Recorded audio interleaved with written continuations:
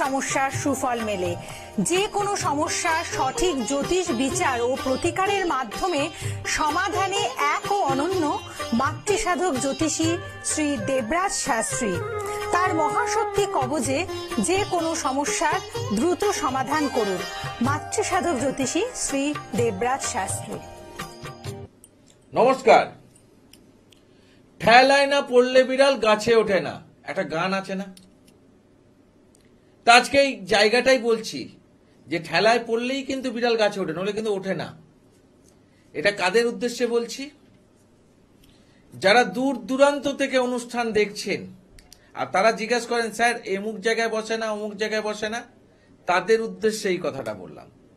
ঠেলায় না পড়ে বিড়াল গাছে ওঠে না। প্রথম কথা, যে চেম্বারগুলো আপনারা দেখছেন এই চেম্বারের থেকে দূর দূরান্ত থেকে অনেক চেম্বার আছে, যে চেম্বারগুলো ওরা বলে যে স্যার অমুক জায়গায় একটা চেম্বার নেই, স্যার অমুক জায়গায় স্যারকে পাবো না, অমুক জায়গায় স্যারকে পাবো না, তাদের উদ্দেশ্যে এই কথাগুলো বললাম। কারণ বহরমপুর থেকে চুচুড়া এসে দেখিয়েছে এরকম বহু মানুষ আছে। কৃষ্ণনগরের কাছাকাছি মানুষও কৃষ্ণনগর দেখিয়েছে, চুচুড়া এসে দেখিয়েছে। মেদিনীপুরের মানুষ, এই মেদিনীপুরের মানুষজন কিন্তু এখন কলকাতা এসে তারা দেখাচ্ছে। তারা জিজ্ঞেস করেছে যে স্যারকে কি মেদিনীপুরে পাওয়া যাবে? অমুক মেদিনীপুরে না স্যার, মেদিনীপুর চেম্বার করেন না, অনলাইন কনসালটেন্সি আছে না, সরাসরি এসে স্যারের সঙ্গে কথা বলতে চাইছি। তারা মেদিনীপুর থেকে সকালবেলায় বেরিয়ে এসছে কলকাতায় চেম্বারে দেখাতে, আবার দেখিয়ে তারা আবার মেদিনীপুর ফিরে গেছেন। এই যে কথাটা বললাম না, ঠেলায় না পড়লে বিড়াল গাছে ওঠে না, কারণ কাছাকাছি অনেক জ্যোতিষতান্ত্রিক তো অনেকে যাচ্ছে। মেদিনীপুর বলুন, দুর্গাপুর বলুন, আসানসোল বলুন, শিলিগুড়ি বলুন, জলপাইগুড়ি বলুন, মালদা বলুন, বহরমপুর বলুন, সব জায়গায় কিছু না কিছু জ্যোতিষতান্ত্রিক সব চ্যানেলের মধ্যে দেখাচ্ছে অমুক জায়গায় পাচ্ছেন, অমুক জায়গায় পাচ্ছেন, অমুক জায়গায় পাচ্ছেন। এখন ওই মানুষগুলো কিন্তু ঘুরিয়ে আবার সেই আসছে দেবরাজ শাস্ত্রীর কাছে, কলকাতায়, চুচুড়ায়, ব্যারাকপুরে, কৃষ্ণনগরে, দুর্গাপুরে, এই জায়গাগুলো আসতে আরম্ভ করছে। আমি জিজ্ঞেস করি কখন বেরিয়েছেন? স্যার আগের দিন বেরিয়েছি স্যার, রাত্রিবেলায় বাস ধরেছি, পরের দিন সকালে স্যার নেমেছি। কোথা থেকে এসছেন? এমুক জায়গা থেকে। বাবা এত দূর থেকে? বলে হ্যাঁ স্যার। কেন ওইখানে কি কোনো জ্যোতিষতান্ত্রিক ছিল না? হ্যাঁ স্যার অনেকেই যায় স্যার, গেছি স্যার, দু এক জায়গায় গেছি, দু এক জায়গায় করিয়েছি, রেজাল্ট কিছু পাইনি স্যার। কিন্তু আপনার বক্তব্যগুলো শুনে আমার মনে হয়েছে খুব বাস্তব। আজকে কোনো টিভি চ্যানেলে এইভাবে কোনো বক্তব্য রাখে না, কোনো জ্যোতিষতান্ত্রিক বলুন কেউ এই ধরনের বক্তব্য রাখে না। এত কষ্ট কথা ক্ষমতা নেই, যেটা আপনি বারবার বলেন না অতীত মেলাবার কথা, এটা খুব ভালো লেগেছে স্যার। আমরাই স্যার ভুল করেছিলাম স্যার। আমরা যখন সেই জ্যোতিষতান্ত্রিকদের কাছে গেছিলাম আমাদেরকে বলা হয়েছিল যে date of birth, time of birth, place of birth আমরা দিয়েছিলাম। আবার অনেকেই স্যার এরকম ছিল যে আমার তাদের ডেট অফ বার্থ নিয়ে হাত দেখিয়েছে, দেখার পর যে কি সমস্যা নিয়ে এসছেন, আমরা সমস্যার কথা বলেছি স্যার। তখন সে বললো যে হ্যাঁ এই ধরনের সমস্যা দেখা যাচ্ছে, আপনার জীবনে এই না করলে এই প্রবলেমগুলো ক্লিয়ার হবে না, এগুলো আরো বাড়বে, বা এই জিনিসগুলো না করলে কিন্তু আপনার সামনে একটা বড় ভয় বা বিপদ আছে, এই বিপদগুলো থাকবে, এরকম ভয় খাইয়েছে স্যার। আমি ভাবলাম যে স্যার ওনারা তো অনেক গুণী মানুষ, গুণী ব্যক্তি, এবং তাদের কথাটা অবজ্ঞা করাটা উচিত নয়। তা সেই ভেবেই আমরা স্যার প্রতিবিধান করিয়েছি স্যার। কিন্তু স্যার কোনো রেজাল্ট বুঝতে পারিনি স্যার, যেরকম ছিলাম সেরকমই আছি স্যার। মাঝখান থেকে কিছু পয়সা চলে গেল স্যার। কিন্তু যখন হঠাৎ করে আপনার অনুষ্ঠানটা আমার চোখে পড়লো স্যার, তখন আমি কয়েকদিন আপনার অনুষ্ঠানটা ফলো করেছি স্যার। ফলো করে দেখলাম যে আপনার কথার মধ্যে জোর আছে, আপনার কথার মধ্যে বাস্তব আছে, আপনার কথার মধ্যে কার্যকর। সত্যি তো এই জিনিসটাই তো হওয়া উচিত ছিল, যে আপনি যেটা বরবার জোর গলায় বলেন, যাকে পছন্দ হবে তার কাছে যাবেন, কিন্তু ভিজিট দেওয়ার পর time of birth, date of birth, time of birth, place of birth তাকে দেবেন, দিয়ে চুপ করে বসে থাকবেন, দেখুন সে অতীত কিছু বলতে পারে কিনা। যদি কেউ প্রশ্ন করে কি সমস্যা নেই, বলে সমস্যা তো আপনি বলবেন স্যার, আমি কেন বলবো? আপনারা তো স্যার ভবিষ্যৎ দেখতে পান, আমি দেখেছি স্যার। টিভিতে অনেকে বলে যে আপনার জীবনে এটা হচ্ছে না, কিন্তু সামনে এলে স্যার মুখ বন্ধ হয়ে যায়। এরকম হয়েছে স্যার, এরকম দেখেও গেছিলাম স্যার, কিন্তু কার্যকারিতা পাইনি স্যার। ওখানে গেলেই জিজ্ঞেস করছে কি সমস্যা। আচ্ছা টিভিতে এত কিছু মিলিয়ে দিচ্ছে, সামনে এসে বলতে পারে না কেন? তখন আপনার কথাটা মনে পড়লো স্যার। তাই এত দূর থেকে রাত্রিবেলায় বাস ধরে স্যার সকালবেলা এসে একটু একটা জায়গায় স্যার স্নান ফান করে তারপর আপনার কাছে এসছি। এবং সেই মানুষগুলো যখন প্রতিকার প্রতিবিধান করানো হলো তার পজিশন অনুযায়ী, সেই মানুষগুলোই কিন্তু পরবর্তীকালে আরো 5টা মানুষকে নিয়ে এসছে।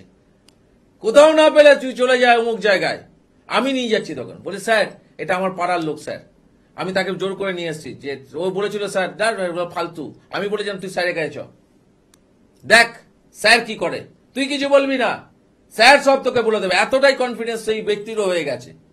যখন সে ফেললো, সে দেখলো হ্যাঁ সত্যি তো তার ঘটনাগুলো স্যার যেটা ওই বলেছিল সেটাই হলো।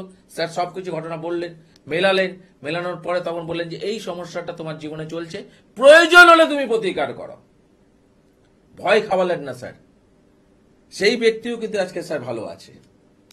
এবং স্যার এখন কিন্তু আমাদের কাছে এটা মনে হয় আমরা প্রকৃত মানুষের কাছে খুঁজতে যাই, প্রকৃত মানুষের কাছে যেতে চাই। আর যেতে গেলে আমাদেরকে ওই সময় দেখলে হবে না, কারণ আমাদের কাছে অনেক জ্যোতিষতান্ত্রিকরা আসে, আমাদের সামনাসামনি আসে, অনেক হোটেলে স্যার দেখতে পাওয়া যায়। কিন্তু আমরা তো গিয়ে ঠকেছি। এখন আমাদেরকে আপনার কাছে পৌঁছাতে হবে। তখন আমি একটা কথা তখন তাদেরকে বলি, ঠেলায় না পড়লে বিড়াল গাছে ওঠে না। ঠেলায় যখন পড়ে মানুষ, প্রকৃত মানুষের কাছে যখন খুঁজতে হবে, তখন ভজে না অমুক জায়গায় পাওয়া যাবে, অমুক জায়গায় পাবে, তখন না। তাহলে বুঝতে হবে যে আপনার সমস্যাটা এখন সেই জায়গায় আসেনি। যখন সমস্যাটা সেই জায়গায় আসবে তখন আপনাকে পাওয়া যাবে না, ওনার কাছেই যেতে হবে যদি নিজেকে বাঁচাতে চান। সেইভাবেই তখন মানুষজন ছুটছে। ওই যে বললাম না, রাত্রে বাস ধরে এসছে, রাত্রে ট্রেন ধরে এসছে, সকালে 8টা কত ট্রেন ধরে চুচুড়া এসছে, বহরমপুর থেকে চুচুড়া। চিন্তা করুন, বহরমপুরের কাছে তো অনেক জ্যোতিষতান্ত্রিকরা যায়, অনেক হোটেলে যায়, অ্যাড্রেস পড়ছে, কৃষ্ণনগর পড়ছে, সেখান থেকে আসছে। কেন? প্রয়োজনটা এখন আমার নয়, প্রয়োজনটা তাদের। তারা সমস্যা মুক্ত হওয়ার জন্য ছুটছে। কারণ সেই বিশ্বাসটা দেবরাজ শাস্ত্রী জাগাতে পেরেছে প্রতিটা মানুষের ক্ষেত্রে। আর মানুষের ক্ষেত্রে জেগেছে বলেই আজকে দেবরাজ শাস্ত্রী এই প্রথম কোন পশ্চিমবাংলার বুকে কোন জ্যোতিষতান্ত্রিক জোর গলায় বলে যে আগে অতীত মেলান, বর্তমান মেলান, ভবিষ্যতে যিনি বলবেন সেটাও মিলবে। কিন্তু যে অতীত মেলাবে না, বর্তমান বলবে, ভবিষ্যতে দিয়ে আপনাকে ভয় দেখাবে, তার কাছে প্রতিকার করাবেন কি করাবেন না সেটা দায়িত্বটা আপনার। কারণ ভবিষ্যৎ যে দেখতে পাবে সে আপনার অতীত দেখতে পাবে না, হতে পারে না। কারণ ভবিষ্যতে সেই ব্যক্তি যেটা বলছে আপনি বুঝবেন কি করে সেই ব্যক্তির কথাটা মিলবে কিনা? মিলবে তখনই যখন আমরা স্যার অতীত ঘাটবে, অতীতের পজিশনটা বলবে। সেই অতীত ঘাটার পজিশনটা দেখার পর তো মানুষ বুঝতে পারবো যে হ্যাঁ অতীতটা উনি না দেখেই বলে দিলেন, আমার কথা মিলল, বর্তমান যেটা চলছে সেটাও বললেন, তাহলে ওনাকে বিশ্বাস করা যায় ভবিষ্যতে যেটা বলবে সেটাও ঘটবে। তার কাছে যদি কোনো প্রবলেম বা কিছু থাকে, তার প্রতিকার প্রতিবিধান যদি করেন, সেখানে রেজাল্ট পেতে পারেন। আমি শুনতে রাজি নই যে স্যার অমুক জায়গায় গেছিলাম, অমুক জায়গায় গেছিলাম, অমুক তান্ত্রিকের কাছে গেছিলাম, তারাপীঠে গেছিলাম, কামাখ্যায় গেছিলাম, যজ্ঞ আহুতি দিয়েছি, এই দিয়েছি, ওই দিয়েছি, হ্যান দিয়েছি, ত্যান দিয়েছি, গিয়ে কোনো কার্যকাজ আমি শুনতে রাজি নই।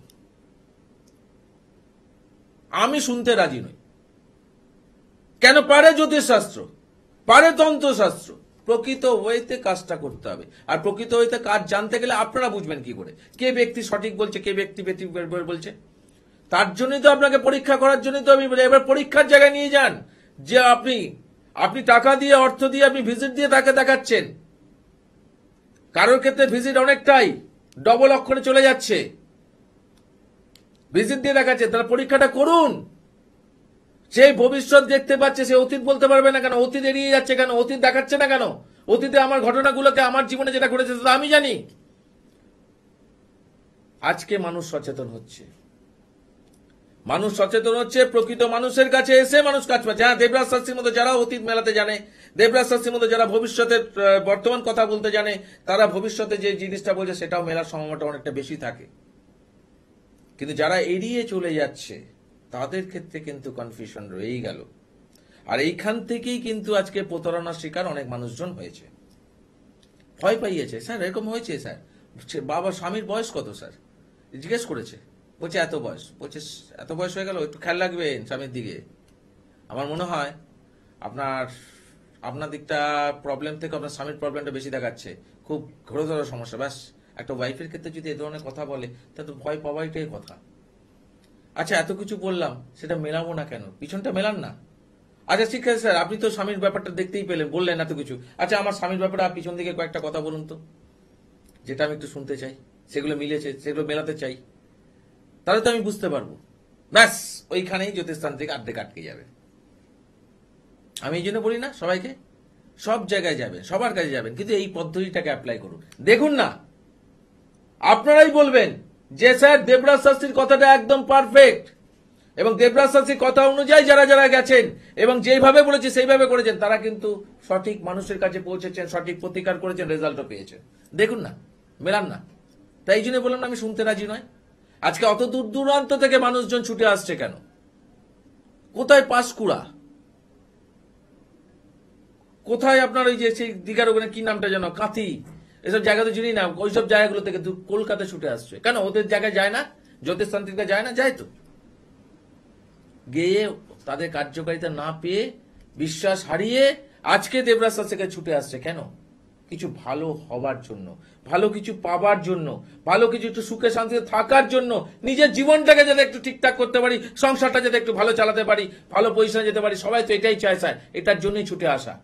সেই বিশ্বাস নিয়ে যারা আসছে তারা প্রকৃতভাবে কার্যকারিতা দেওয়ার দায়িত্বটা দেবরাজ শাস্ত্রীর।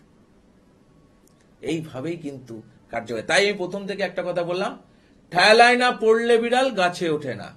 আজকে মানুষের ঠেলায় পড়েছে, মানুষ এখন গাছে উঠতে আরম্ভ করেছে। অর্থাৎ এখন ঠিক মানুষের কাছে, সে যত দূরেই হোক, আমরা যেমন রোগ সারাতে গেলে বিভিন্ন ভিন রাজ্যে গিয়ে আমরা অনেক সময় ট্রিটমেন্ট করাই না? আমাদের কাছাকাছি তো অনেক জায়গা আছে, তাও আমরা ভিন রাজ্যে যাচ্ছি কেন? কেন? ট্রিটমেন্টটা যাতে প্রকৃতভাবে পাই, যাতে ট্রিটমেন্টটা ভালো পাই। এই ভালো চিন্তা তো সবাই করেই তো আমরা যাচ্ছি, কষ্ট করে কয়েকদিন, 15 দিন, 20 দিন, 25 দিন কাটিয়ে আমরা আসছি, 1 সপ্তাহ কাটিয়ে আসছি। কেন? ট্রিটমেন্টটা যাতে ভালো পাই। এই মানসিকতা নিয়ে যাচ্ছি না আমরা? ভিন রাজ্যে পাড়ি দিচ্ছি না? তাহলে আপনাদেরকেও সেইভাবে আসতে হবে, আপনাদেরকেও সেইভাবে কার্যকারিতা করতে হবে, দূর দূরান্ত যেখানেই হোক। আর যদি না হয়, অনলাইন কনসালটেন্সি তো আছে, বাড়িতে বসেও তো আপনি করতে পারছেন। আজকে বহু মানুষ তাই করছে।